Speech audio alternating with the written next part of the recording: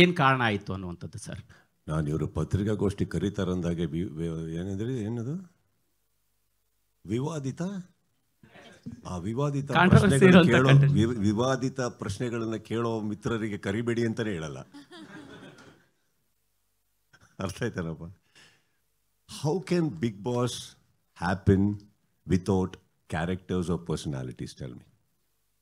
ಎಲ್ಲರೂ ಒಂದೇ ಥರ ಥಿಂಕ್ ಮಾಡೋರನ್ನ ಬೆಳಗ್ಗೆ ಎದ್ರೆ ಬರೀ ತುಂಬ ಒಬ್ಬರನ್ನೊಬ್ಬರು ಹೊಗಳ್ಕೊಂಡು ತಬ್ಕೊಂಡು ಮುತ್ಕೊಟ್ಕೊಂಡು ಪ್ರೀತಿಯಿಂದ ಇದ್ದು ಮಾತೆತ್ರ ನಿಮಗೆ ಹಿಂದೆ ದೇವ್ರದ್ದು ಗಂಟೆ ಇದು ಭಜನೆ ಬರೋ ಥರ ನಡೆಯುತ್ತಾ?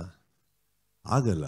C, Bigg Boss is not a stage where I can say ವಿವಾದಿತ. Only thing I only request them is have a clarity. That's all. ಯಾಕೆ ಇವ್ರನ್ನ ಕಳಿಸ್ತಾ ಇದ್ದೀರಿ, ಏನಕ್ಕೆ ಕಳಿಸ್ತಾ ಇದ್ದೀರಿ, ಆ ಕ್ಲಾರಿಟಿ ಬೇಕು. ಅದಿಲ್ಲ ಅಂದರೆ ಏನಾಗುತ್ತೆ, ಅನಾವಶ್ಯಕ ಒಂದು ಶೋ ನಡೆಸೋದಕ್ಕೆಗೋಸ್ಕರ ಕೆಲವ್ರನ್ನ ಹಾಕೋದಾಗತ್ತೆ. ಅದು ಬಂದಾಗ ತಪ್ಪಾಗುತ್ತೆ ಅಷ್ಟೇ, ಬೇರೆ ಏನಿಲ್ಲ. ಬಿಕಾಸ್ ಏನಾಗುತ್ತೆ, ಸಮ್ಟೈಮ್ಸ್ ಬಿಗ್ ಬಾಸ್ ನಾನು ಏನು ಹೋಸ್ಟ್ ಮಾಡೋಕ್ಕೆ ಹೋಗ್ತಾ ಇದ್ದೀನಿ ಅದು ನನಗೆ ವೈಯಕ್ತಿಕವಾಗಿ ಸ್ಟ್ರೆಸ್ ಆಗಬಾರ್ದು.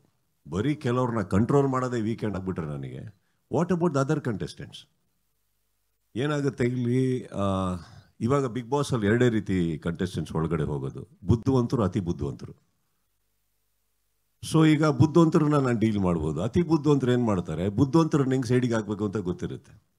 ಸೊ ಅದೇ ನಡೀತಾ ಇದ್ದಾರೆ ಪ್ರತಿ ವಾರ. I think it's becomes a little tedious for me. Correct. ಅದು ಒಂದು ಪರ್ಸನಲ್ ಡಿಸ್ಕಷನ್ ಆಗುತ್ತೆ ಹೊರತು I don't think that came across as a condition.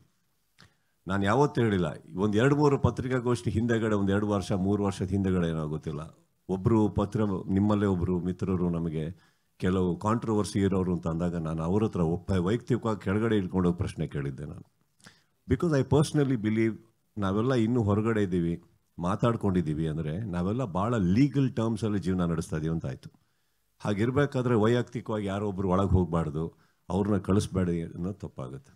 I am okay with anything in this world as long as they have a clarity why they are casting them. I think it's okay for me. I will handle. That's not the point. ಅದನ್ನು ನಾನು let me put it across. ನಾನು ಯಾವತ್ತೂ ಆ ಥರ conditions ನಾನು ಹಾಕಿಲ್ಲ. So that ವಿವಾದಿತ all that I think it's okay. Sometimes ಏನು ಗೊತ್ತಾ, ಹೊರಗಡೆ ಹೇಗೋ ಬರುತ್ತಾರೆ, ಒಳಗಡೆ ಹೋದ್ಮೇಲೆ ಕಾಂಟ್ರವರ್ಸಿ ಸ್ಟಾರ್ಟ್ ಮಾಡಿರ್ತಾರೆ. You don't know, we don't know what to expect. Bigg ಬಾಸಲ್ಲಿ ಒಂದಂತೂ ಸತ್ಯ, ಸ್ಟಾರ್ಟ್ ಆದಾಗಿಂದ ನೀವು ನೋಡಿ ಬೇಕಾದ್ರೆ ಸ್ಟೇಜ್ ಹತ್ತದಾಗ ಹೇಗಿರ್ತಾರೆ, ಹೇಗೆ ಮಾತಾಡ್ತಾ ಇರ್ತಾರೆ, ಒಳಗಡೆ ಹೋದ್ಮೇಲೆ ಬೇರೆ ಆಗ್ಬಿಡ್ತಾರೆ ಅವರು. See, sometimes you don't know what to expect from people. So I am okay with that sir. ಅದು ನನ್ನ ಕಂಡೀಷನ್ ಆಗಿ ಹೋಗೇ ಇಲ್ಲ ಯಾವತ್ತೂ. ಪ್ರಶಾಂತ್ ಸರ್, ನಿಮಗೆ ಕೇಳ್ಬೇಕು ಅನ್ಕೊಂಡೆ ಸರ್. ಮುಖ್ಯವಾಗಿ ಲಾಸ್ಟ್ ಸೀಸನ್ ಅಲ್ಲಿ ನಾವೇ ಒಂದಷ್ಟು ಸುದ್ದಿಗಳು ಮಾಡಿದ್ವಿ, ಆರ್ಟಿಕಲ್ ಎಲ್ಲ ಬರೆದ್ವಿ. ಏನಪ್ಪಾ ಅಂತ ಹೇಳಿದ್ರೆ, ಬೇರೆ ಲ್ಯಾಂಗ್ವೇಜ್ಗಳಿಗೆ ಅಂದ್ರೆ ಅಲ್ಲಿನ ಬಿಗ್ ಬಾಸ್ಗಳಿಗೆ ಸಿಗುವಂತ ಆದ್ಯತೆ ಕನ್ನಡದಲ್ಲಿ ಸಿಗ್ತಾ ಇಲ್ಲ. ಕನ್ನಡ ಭಾಷೆಗೆ ಏನೋ ಒಂಥರ ನೆಗ್ಲಿಜೆನ್ಸ್ ಕಾಣಿಸ್ಕೊಳ್ತಾ ಇದೆ ಅನ್ನೋ ಒಂದು ಚರ್ಚೆ ಆಯ್ತು. ಅದು ಸುದೀಪ್ ಸರ್ ಮನಸ್ಸಿಗೆ ನೋವು ತಂದಿದೆ ಅನ್ನೋದು ಚರ್ಚೆ ಆಯ್ತು ನಮ್ಗೆ. ಸೊ ಇದೇ ಕಾರಣದಿಂದ ಅವ್ರು ಸ್ವಲ್ಪ, ಅದ್ರ ಜೊತೆಗೆ ಅವ್ರಿಗೆ ಸ್ಟ್ರೆಸ್ ಕೂಡ, ಎಲ್ಲ ಕಡೆ ಓಡಾಟ, ಎಗೇನ್ ಇಲ್ಲಿ ಬರಬೇಕು, ಗಂಟೆಗಟ್ಟಲೆ ನಿಲ್ಬೇಕು.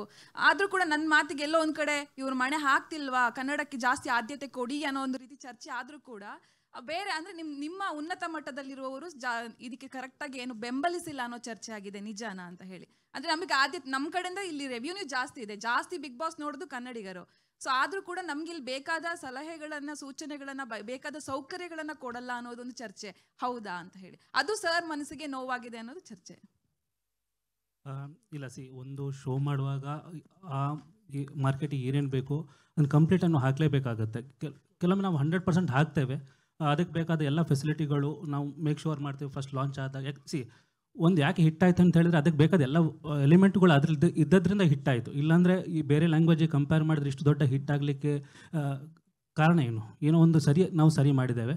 ಬಟ್ ಅವರ ಕ್ವಶನ್ ಏನಿತ್ತಂದರೆ, ಓಕೆ ಇನ್ನೂ ಬೆಟರ್ ಮಾಡಬೇಕು, ಬೇರೆ ಮಾರ್ಕೆಟಿಗಿಂತ ನಮ್ಮ ಶೋನ ಎಲ್ಲರೂ ತಿರುಗಿ ನೋಡಬೇಕು ಅಂತ ಒಂದು ಉದ್ದೇಶದಿಂದ ಅವ್ರು ಏನು ಹೇಳಿದರು, ಅವ್ರು ಆ್ಯಕ್ಚುಲಿ ಸಜೆಷನ್ ಆಗಿ ನಾವು ತಗೊಂಡು ಅವ್ರದ್ದು ಡಿಸ್ಕಸ್ ಮಾಡಿ ಏನು ಬೆಟರ್ ಮಾಡ್ಬೋದು ಈ ಸೀಸನಲ್ಲಿ, ಅದನ್ನೆಲ್ಲ ಈ ಸೀಸನಲ್ಲಿ ಅಳವಡಿಸಿ ಕಳೆದ 11 ಸೀಸನ್ಗಿಂತ ಬೆಟರಾಗಿ 12 ಸೀಸನ್ ಬರ್ತೇವೆ, ದೊಡ್ಡ ಮಟ್ಟದಲ್ಲಿ ಬರ್ತೇವೆ. ಅಷ್ಟು ಹೇಳಲಿಕ್ಕೆ ನಾನು ಇಷ್ಟಪಡ್ತೇನೆ.